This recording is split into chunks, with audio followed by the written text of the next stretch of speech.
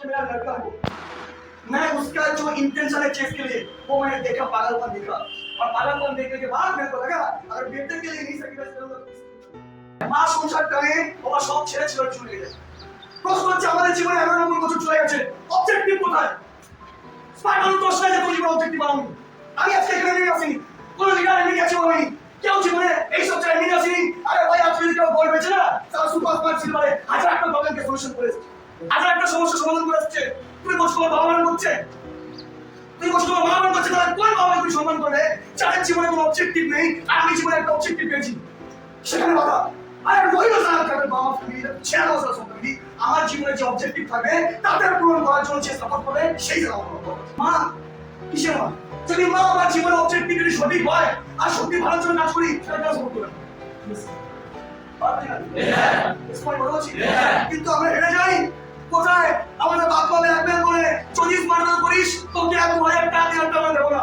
একদিকে একটা ছেলে বাবা চাকরি ছেড়ে দেয় ছেলেকে সাপোর্ট করার জন্য, টাকা দেওয়ার জন্য, আর একদিকে বাবা ব্ল্যাকমেল করে সমাজ তো দেখলাম কিছু করতে পারি না ছেড়ে দেয়, তাহলে তোকে টাকা দেবো। এই জিনিসগুলো বিবেকে রাখবো। আমি দেখতাম আমারও দোষ না, মানে কারোর জীবনে অবজেক্টিভ নেই।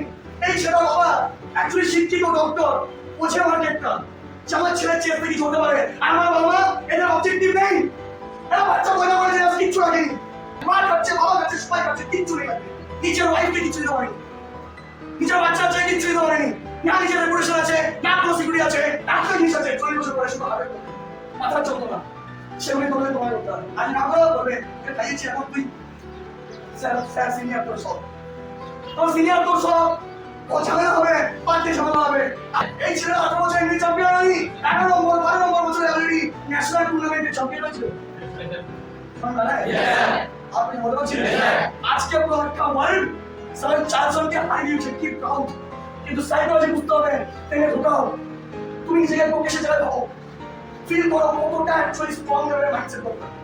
পার্টি করতে গেলে যে নিজেকে সর্বস্ব পুরোপুরি সমর্পণ করে দিতে পারবে না তার জীবনে কি করতে হবে?